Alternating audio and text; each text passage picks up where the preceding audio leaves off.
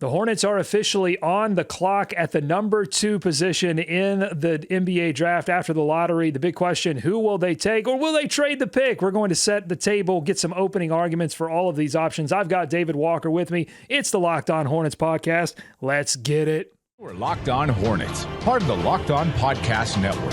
Your team every day. In a minute, cuz we live.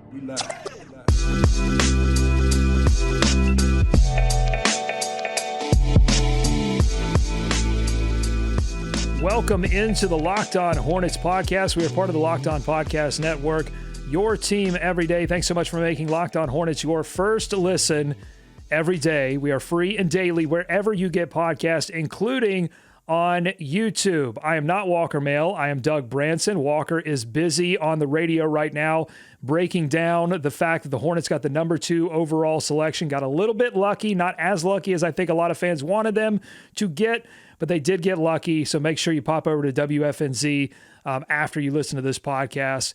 And you can follow him on Twitter at Walker Mail. I'm Doug Branson. You can get more of my thoughts on my substack, Every Hornets Boxscore. I just put some initial thoughts last night, just some fast reactions, but I'm going to be digging into Scoot Henderson, to Brandon Miller, to all of the options the Hornets have at number 2 at everyhornetsboxscore.com. I'm joined today by David Walker, the premier of Puma. Had to get his thoughts on this draft lottery and all of the implications around the Hornets getting the number 2 pick. Welcome in, David. Yes, I was wondering which way you were going to go here, because with the number 2 pick, we can go a lot of angles, but I like the kind of subliminal angle you took with the premiere of Puma. We can get into that a little later. Okay, yeah, you noticed that. I knew you would notice that because you are the sneakerhead. You understand who wears what and when. And so, yes, we will dig into that in just a moment. I do have to set the scene a little bit before we get started. We weren't even going to do another show today. We were going to let the live show, the live reaction show, which is up on the feed right now. You can listen to us. You can just hear the air sort of drop out of the room when they revealed the Hornets at 2, because that initial disappointment, which I know a lot of fans felt, we felt it too. But then I think we quickly rebounded and got excited and started talking about Scoot. So you can listen to that. But I just felt this was too important to not continue to talk through. And Thursday's show is going to be amazing too. We're going to talk to Nick Carboni, who talked to Mitch Kupchak after the draft lottery. We're going to dig into Mitch's thoughts on Thursday. But I wanted to use this opportunity with you, David, to really set the scene for what's going to happen over the next couple of weeks. Because as I said in the cold open, the Hornets are now on the clock. We know that the Spurs are going to take Victor Wembanyama at number 1, which means all of the power at this point, all of the decision-making rest in the hands of the Charlotte Hornets. And this is not the first time that the Hornets have found themselves in this position, being the number 2 pick when there is a clear number 1 selection. In fact, Tommy Tomlinson, a noted journalist in the Carolinas, also made this observation, and I've got it here on the screen. Tommy tweets, MKG instead of Anthony Davis, Emeka Okafor instead of Dwight Howard, even Zoe instead of Shaq. Hornets always one step away. And I think, David, that this was a common feeling amongst the fan base that, the Hornets are always just one pick away from a generational talent. And here, once again, the Victor Wembanyama going to the Spurs and the Hornets at number 2. Do you feel that way? Are you languishing in what could have been? Not as much as in previous years in those 3 examples. And if you'll remember, especially that Emeka one, they actually had the 4th pick and they traded up with the Clippers to attain that 2nd pick. And correct me if I'm wrong, Doug, but I seem to recall a lot of discussion around who Orlando would end up taking. I mean, you had the high schooler Dwight Howard, and you had the proven guy, an Emeka, and the Hornets were just going to get, whichever one Orlando didn't pick. But be that as it may, still one slot away from, to your point, a franchise-altering player. Yes, there was a little bit more discussion, I think, in the early part of the process, but I think as we got to draft night, everyone knew it was going to be Dwight Howard, but it wasn't as certain as we are now about Victor Wembanyama being the number 1 overall selection. But that's a good point. They trade up from 4 to get to 2. And Emeka Okafor won Rookie of the Year that year, by the way. It wasn't Dwight, but obviously, history would bear out Dwight Howard being the better pick there. So here's my... And they eventually got Dwight Howard, though, Doug. Let's not forget that. They eventually got their man. So maybe there's some hope. You can't forget that. You really can't. Yeah. I tried. I just sit in the shower and just try to forget that. And I sit in the shower crying. I try to forget that. Here's my thought on this, okay? I'm thinking about 1992 when the Hornets took Zoe because Shaq went number 1 overall. In fact, I'm wearing the hat today that has the scripty language that is that resembles the hat that Zoe wore when he was selected by the Charlotte Hornets at number 2. And I'm also thinking about 2012. And that's, of course, the draft after the Hornets possessed the worst winning percentage in NBA history. They went all in on Tank to try to get Anthony Davis with the number 1 overall selection, and instead ended up with MKG, picking MKG, by the way, over Bradley Beal. So my question to you, because I think a lot of Hornets fans are thinking this as well, is this 1992 where you have 2 guys that are surefire bets, and one happens to be a little bit more of a lock in Shaq over Zoe, but you're still going to end up with Zoe? Or is this more of a 2012 situation where Victor Wembanyama is AD and you've got MKG and Bradley Beal playing the Scoot Henderson, Brandon Miller role? What say you? Yeah, and that's the question you originally answered or asked me. So sorry for getting off on a tangent there. But no, I think this is much more 1992. I mean, that drop off from AD, even to Bradley Beal, I mean, it's not as significant, but the drop off to AD to MKG is obviously a falling off a cliff. But I think even at Brandon Miller or Scoot Henderson, I think you're still getting a very valuable piece and a very good player and someone that can help your franchise a lot. I mean, I've got my pick in there of who I would like to see them pick. But I think either I was going to be happy if they were in the top 3. Let's put it that way, right? However it shook out, whoever remained from that top 3, I think is going to be good for that team. And you can argue both ways, but to me, you're not going to have that drop off as significant. And I think you're still going to get a very good player. And let's not forget, MKG at the time, I think a lot of people, applauded that pick. There was a lot of, we don't have to debate that whole thing, but it still does sting a lot of Hornets fans, I know. At the time, he was seen as a very good defensive player, someone that could come in and be a LeBron stopper. Sounds completely laughable now. But no, to your point, I think you're still going to get a good player in either Scoot or Brandon Miller. If that's the way they go, I don't think it's going to be a MKG situation from that standpoint. Yeah, I think you're right on it feeling a little bit more like 1992 because the drop-off between AD and MKG was so significant, whereas the drop-off between Shaq and Zoe was not as significant. And I think that there are a lot of folks that feel like both Brandon Miller and Scoot Henderson could have been number 1 overall selections in different years where you didn't get Victor Wembanyama. So that's the good news, Hornets fans, is that however this shakes out, and I think I'm on record as wanting it to be Scoot. Walker, I think, is on record of wanting it to be Scoot. David, are you Scoot? Are you Scootin'? Are you Brandon? Oh, I'm Scootin'. I mean, I woke up this morning and took to Twitter just to go crazy on Scoot. So yeah, I'm on Team Scoot for sure. Okay, and coming up, we're going to do some opening arguments for Scoot Henderson, so we can dig into a little bit more of that. But saying that, even though all 3 of us are on the Scoot wagon, I think still, even if the Hornets end up making the pick of Brandon Miller, I don't think it's a devastating pick. Right. So I think this is more 1992. But the difference between this draft and 1992, the danger is that these guys are so young. Whereas you knew Zoe, you had enough evidence that Zoe was going to come in and immediately make an impact, and he did. And I just don't think, this is where it is more like 2012. I don't think you have enough intel on Scoot Henderson and Brandon Miller to be that sure. You can be pretty sure, but I don't think you can be that sure that you're not going to make a mistake at number 2. So I want to set some opening arguments for both Scoot Henderson and Brandon Miller. I don't see any other players jumping into this conversation. You're going to hear a lot of smoke, but I don't think that any other players are going to jump into this conversation. So let's do it. Coming up on the Locked On Hornets podcast, we're going to court. And we're going to set some opening arguments for Scoot Henderson, Brandon Miller, or trading the pick. Oh, it's getting interesting here on the Locked On Hornets podcast. Stick around. Thanks for making Locked On Hornets your first listen. We are talking the number 2 overall selection. The Hornets have it.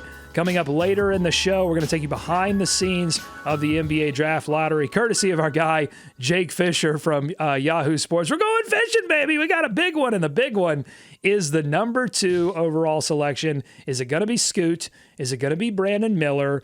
Or will the Hornets do something even crazier and trade the pick? I'd like to make some opening arguments. So we're not going to dig in too deep here, but I just want, David, I want you to give me some opening arguments for taking Scoot Henderson, somebody that we didn't see play in college, played in G League Ignite, over an absolute college star in Brandon Miller. Give me the opening arguments. Well, I think for Scoot, he possesses a lot of some more of the intangibles that this team really, really needs. In that he's got a lot of dog in him, and he's a competitive guy, and it feels like he's been building towards this for the last 2 years. Played pro ball, played in the G League for the last 2 years, has been playing against other guys trying to get to that level, which is about as competitive as you can get. And he's already built like an NBA player. I mean, he is stacked. He's built like a tank. And so I think from that standpoint, he gives you something that this team could need in practice, in the games, pushing LaMelo, to be honest, this roster has not been one that you've seen a lot of, aggressive guys, alpha males in there pushing the locker room to maybe be better than they are. And I think Scoot would bring a new level of energy, like I said, in practice as well, but also in games. The thought of Scoot and LaMelo in the same backcourt is very tantalizing. You're starting to get back to, one of your league pass favorites. If you have that duo in the backcourt there, those two running down is very appetizing. And if you watch you watch his highlights, they're obviously impressive. The athleticism is off the charts. And I think that's the other thing. He's just such an athletic guy, but he also has great ball skills. When you watch him get into the paint, the way he protects the ball, the way he finishes at the rim, is something that this team can use, from the guard spot, because it's not really LaMelo's strong point. Terry, to the same degree, not really going to finish as Scoot will. And so I just think you're getting a electric pairing that, may not on paper or may not be as easy a sell for fit. But I think it may take a few more moves, but those two guys together can play together. LaMelo can play off the ball. And I just think Scoot's ceiling and his potential for greatness and his explosiveness is too good to pass up. Love everything you laid out there. I think the number 1 guy aspect is going to be one of my main arguments for Scoot Henderson over Brandon Miller, because I think people that are in the know in the league really view Brandon Miller as somebody that can be a great number 2 option for an NBA playoff team. And if you believe that the Hornets already have their number 1 option in LaMelo Ball, then you're probably more inclined to want somebody like Brandon Miller, who is a prototypical NBA wing. But I don't believe that LaMelo Ball has really evidenced yet, has the potential to, but hasn't evidenced quite yet that he is a number 1 scoring option. I think he's a number 1 facilitating option. I think he's a crazy good three-point shooter, but we were looking for him to turn into a number 1 scoring option by getting to the line a little bit more. And this past season, and of course injuries stifled our ability to see that.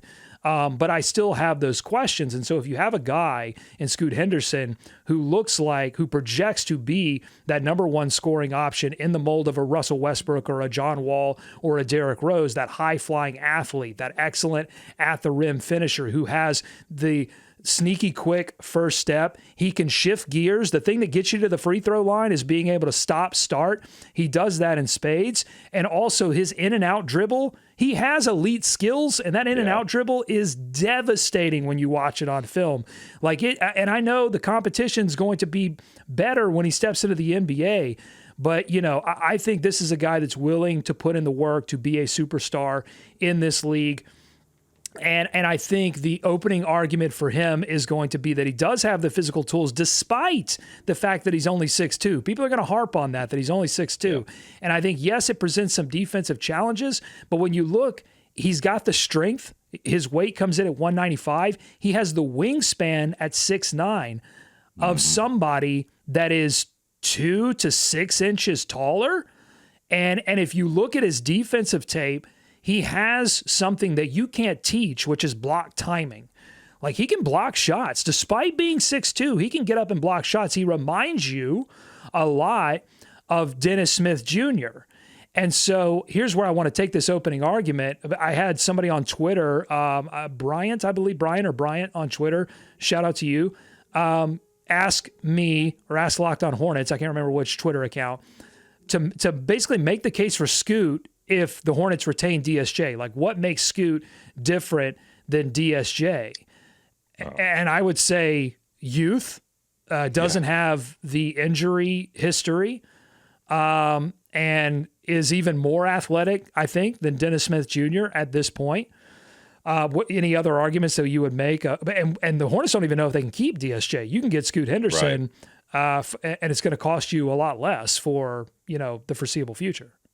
Yeah, I mean, to your point, I think Scoot's ball handling and the way he controls the game, it's even more refined, I think, than Dennis Smith Jr., to be honest. So I think you're still getting an upgrade. You're getting an upgrade on offense.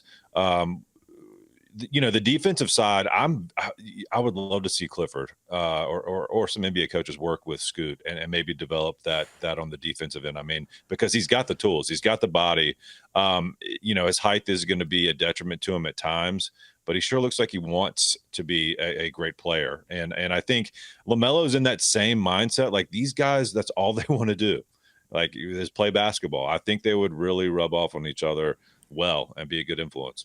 Well, look, offensively, I think people are discounting the fit between LaMelo Ball and Scoot Henderson. And I think when you read that other league executives feel like that it's not a fit, I think you can read that as other executives would like to draft Scoot Henderson at 3, 4, or 5 and don't want the Hornets to take Scoot Henderson at 2.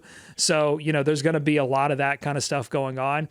But here's my thought on the fit, okay? Scoot is so good, elite already at getting to the rim and in the mid-range, two areas that I think LaMelo has shown so far that he shies away from. He'd much rather, he can get to the rim, but it's got to be crafty, and he's not going to get fouled. He's not much of a mid-range shooter. He wants to spread the floor. So Scoot complements him in that way.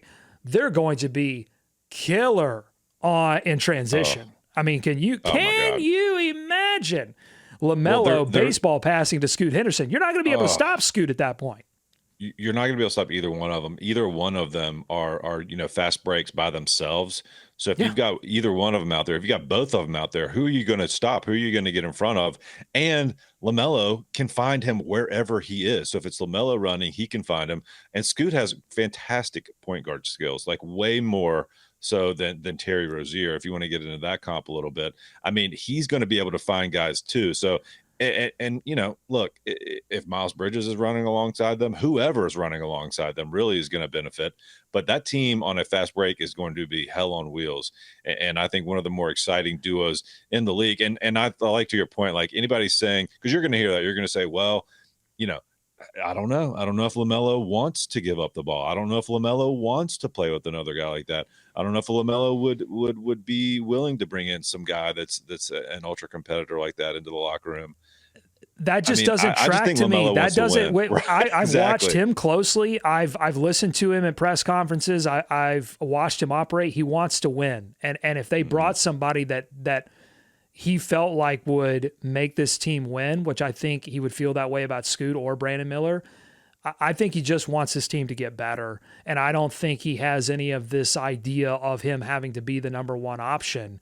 I think we would see him, over the past couple of years, take a lot more shots. It That just doesn't track to me.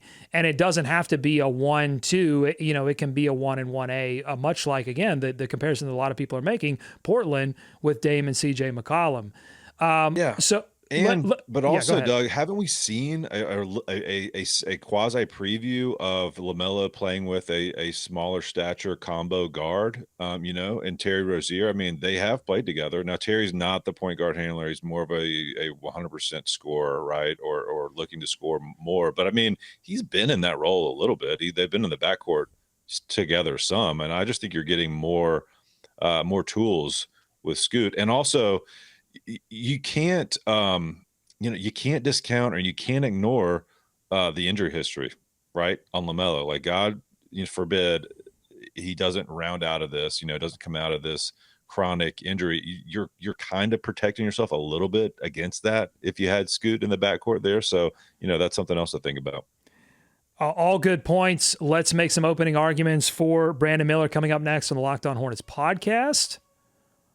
There is another option, and he played college ball at Alabama, and he looks like the prototypical NBA wing that playoff teams salivate over. It's Brandon Miller. We'll make some opening arguments for him and for trading the pick. That's all ahead on the Locked On Hornets podcast. Okay, David, Brandon Miller, he has the size, or at least the length, the skill. The shooting was incredible at Alabama, at least in the regular season, maybe not so much in the tournament, but a lot of folks feel like Brandon Miller represents the future of the NBA, the super wing that carries many an NBA playoff team at this point. Give me some opening arguments for taking Brandon Miller over Scoot Henderson. Yeah, I think one of the reasons you'll see people downplay the fit for Scoot and LaMelo is because the fit for Brandon Miller just makes so much more sense. Well, it just makes a ton of sense on paper for this team's need, right? You throw the 6'8" guy out on the wing who can guard a couple of positions. That's always going to be paramount in the NBA.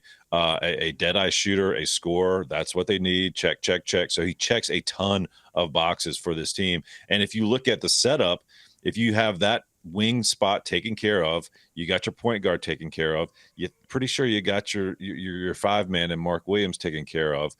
That's 3 good pieces that you can move forward from today and really foresee the next couple years in the future playing out with those 3 pieces intact. So, I mean, there's a ton to like about Brandon Miller. And so if you're going to make that pick, you still feel really good about it. For one, because he gives you exactly what you need in that scoring, that height, and he's played, on the biggest level in college basketball on the number 1 team, has been the man, has been the guy. So to your point, when you think about guys in the playoffs that you can just throw it to and ask him to go get a bucket, he kind of fills that void. So it would be a nice addition and someone else that LaMelo could play off of and set up as well. Yeah, you would hope that he developed more into that role of a guy that you could throw it to and make a shot from anywhere on the floor, because I think you're confident at this point that Brandon Miller can make the shot, catch and shoot from 3. I think I'm less confident off the dribble at the NBA level that he can make like a mid-range shot, when the defenses start to tighten up. But that's a future down the line kind of question. The arguments for Brandon Miller over Scoot, I think that he already has that NBA size, 6'9", 200 pounds, a little skinny, can put some weight on, but 6'11" wingspan, crazy length, can defend multiple positions. If you believe that the Hornets offense of 2 seasons ago will return with the return of both Miles Bridges and some of these players that were injured, if you believe the offense is just going to kick it back into the same gear that got them to the play-in spot, and all they need are players that have the size and quickness and skill to defend multiple positions, then you're probably going to be more on board with a Brandon Miller than you would be a Scoot Henderson, because just the tape would tell you, hey, this guy is going to slot in better. And at that point, you're probably talking about a LaMelo, Terry, Miller, And then this allows you to play Miles Bridges at the 4 slot, which Miles always seemed to play better as a 4, as a little bit smaller 4 than he did as a bigger 3. And then you've got Mark Williams down low. That's a lot of size, a lot of length. It's going to be scary to try to attack that team defensively. It also gives you a guy that can guard the best wing on another team night in and night out. At least you hope that's what he turns into, because I don't think that they tried to put Miles in that role 2 seasons ago, and I don't think it quite fit. They've tried to put PJ Washington into that role, and it doesn't quite fit. It's never going to fit LaMelo. It's never going to fit Terry. And you don't want it to, because you want those 2 guys really focusing on the offensive end of the floor where their strengths are. So Brandon Miller would give you that option. And, he also has a ton of upside offensively to, if he maxes it out, I think people are throwing around sort of like mini Kevin Durant. I mean, that's that, if you really want to hype it up, if you really want to overinflate the expectations, people feel like Brandon Miller can get to that place. Those would be my opening arguments. Do you think we've missed anything there? No, I think a Paul George comp, fits pretty well with him as well. Still a lot of room to grow, but dominant on the college level. And we know historically, maybe not as much as recently, but the Hornets team does value that. Not as much lately with Mitch, but in historically, they've liked to see some guys succeed on the college level. But no, I mean, Brandon Miller would be a great addition for this team, right? And so I get why people just look at it and say it makes too much sense. And so much of when people look at prospects coming in right now, especially guys they don't see as much, it's like, can he shoot? And he can shoot. He can shoot, and that's something you don't have to worry about. And I think that makes a lot of people feel good. Yeah, and Mitch Kupchak has said that as much. I mean, he said, look, you can never have enough shooting on the floor. And so I think that's definitely going to be on their minds in this draft. And the Hornets sure could have used some extra shooting last season when they were down multiple guys. Their offense really tightened up. They were unable to generate, shots for players from 3 that made a lot of sense. Too often it found JT Thor in the corner, and he improved as the season went on, but when it mattered, he couldn't come up with the shots. And DSJ in the corner or DSJ anywhere from beyond the arc wasn't a very good shot. So you're adding a guy that really, wherever he catches the ball, you're going to get a decent shot of making it, and that's important for any NBA offense. So love all of those arguments. Let's talk quickly before we get out of here about another crazier option, which is, look, the Hornets sit at number 2. They have all the power. They have they can listen to all of the offers. It's not like the Spurs. The Spurs are going to probably take some calls, but not listen, really at all. They're going to take Victor, okay? The Hornets can take some calls. And I think it's interesting that Portland worked their way into this top 3 because Portland is in an interesting situation in that they're in this weird zone of like, do we move on from Damian Lillard? Do we try to make it work one more time? Or do we, want it? We just want to keep Damian Lillard for the legacy piece, and we'll bring Scoot Henderson on anyway. They're the interesting team to me. That do they fall in love with Scoot so much that they're willing to part with Damian Lillard, right, or part with a lot of assets to move up to the number 2 slot? What do you think? What are some opening arguments for the Hornets trading this pick and basically? I mean, I would say trading this pick and maybe not even having the chance to take Scoot or Brandon Miller. Right. Yeah, Portland is fascinating. I mean, this could really be a franchise-changing decision, draft that they go through. Either way, you're either, like you said, you're either trudging on with Dame or maybe trying to go in a different direction. But for the Hornets, if they were to decide not to make that selection at number 2, I think they'd have to talk themselves out of those 2 guys, and that would be, well, Scoot's too much of a match with LaMelo, or too much of a duplication for LaMelo. He's 6'2". We already have a point guard. We have a point guard of the future. We don't need another one that doesn't fit. For Brandon Miller, it would probably be, do we really want to bring in another guy who was a bit of a, had some issues off the court? We just got done dealing with Miles. We're going to have to deal with that this season. most likely just questions and surrounding that. Do we really want to bring in somewhere we have to deal with two guys like that? So that would just be the thoughts in the back of my head on how they would get to this trade scenario being a positive. And I think you're then looking at, well, can we cash that two spot into multiple pieces, right? Because there's a couple teams below you, Orlando as well, where Scoot would fit perfectly. You mentioned the Portland fit if they really wanted to do something there. And so you're trying to leverage that to maybe fall back. Can you stay up close enough to get a Thompson twin and another piece? You know what I mean? So like they would definitely, they should be taking calls. Let's be honest. They should be taking calls to see what's out there. And that's going to be an option. I do think it's third though, because these guys are so nice, but they should be taking calls from everyone except for Danny Ainge. Like if it's a Utah area code, no. I would like you not to answer the phone, please. I'd like you to take the phone if it's a landline and throw it out the window. If you see a Utah, I don't know what the Utah area code is, but you find out and you burn that phone.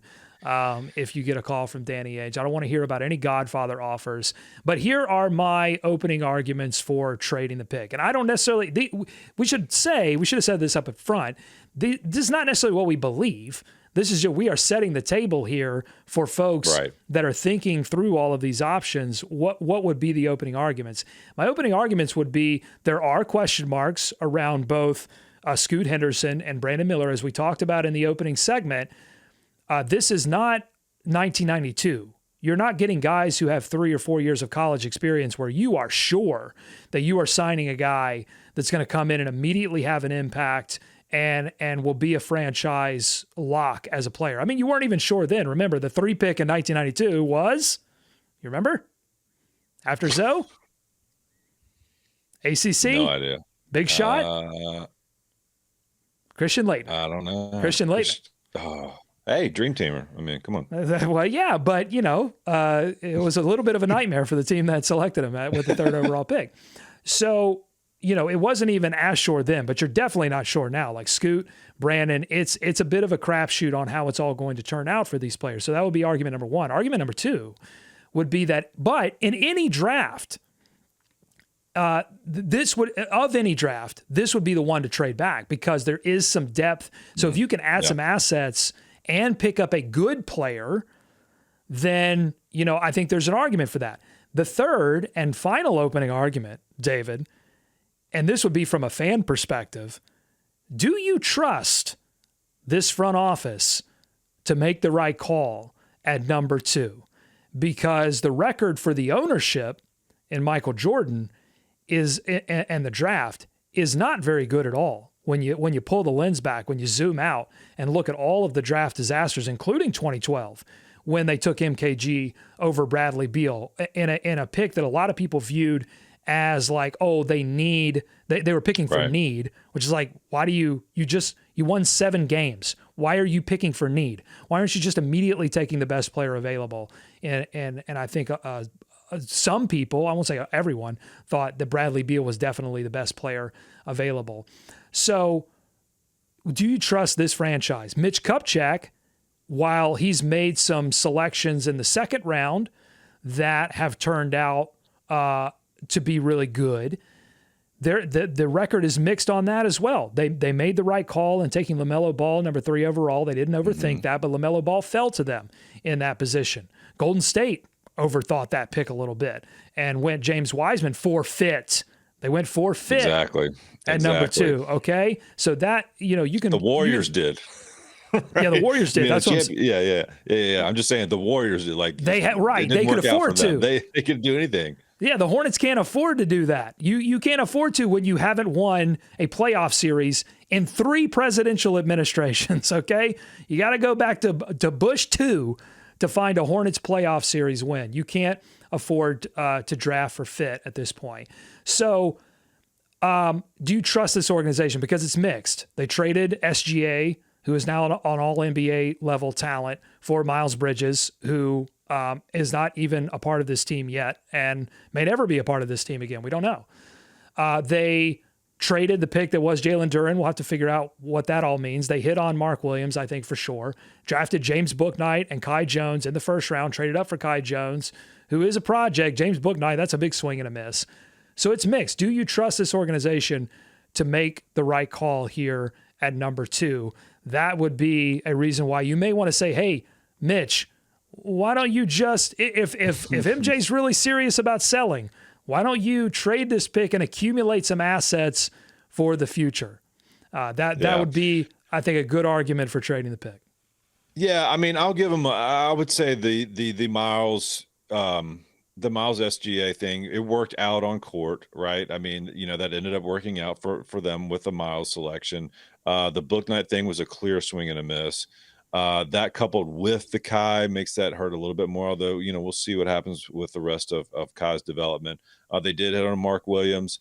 I would still put, the Bouknight one with the big swing and a miss. And as Nada pointed out, I think to me on Twitter, if there's anything that Mitch is going to draft as of late, it is athleticism. I mean, when you look back, you got the Kai Jones, you got the JT Thor.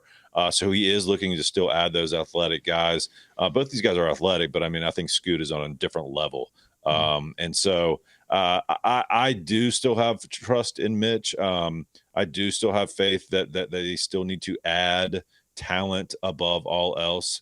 But we'll see. I think there's going to be discussions had over the next couple of weeks. I know there's going to be discussions around this pick.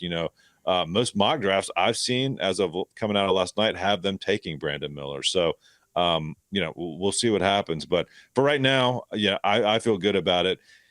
At the very least, Doug, if they stay, as we've discussed, if it's Miller or Scoot, I think some people are going to be disappointed on both sides, but no one should feel like they didn't get a good player. So that's why I think you have faith in them sticking there and more or less getting who falls to them.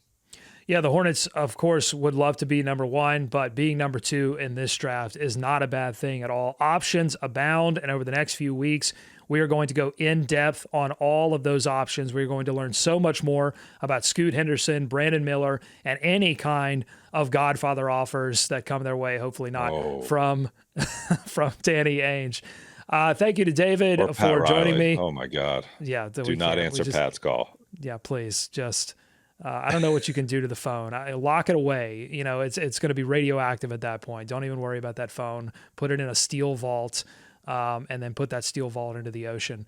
So, yeah, we don't want that to happen, but we do want you to subscribe to the Locked On Hornets podcast. Thank you so much for making us your first listen every day. We're going to be back tomorrow with Nick Carboni of WCNC. He was at the post, or at least the Zoom version of the post-lottery press conference with Mitch Kupchak, and boy, Mitch never disappoints. He always has something super interesting to say. He packages it around a lot of words that aren't very interesting, but he always manages to say something that incites a strong reaction from me.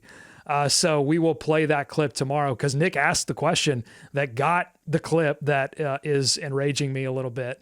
So I can't wait to talk about that. That's going to be tomorrow. Make sure you're subscribed on your favorite audio app and check us out on YouTube, youtube.com/Locked On Hornets podcast. For David and Walker, I'm Doug saying go Hornets, go America, let's swarm Charlotte.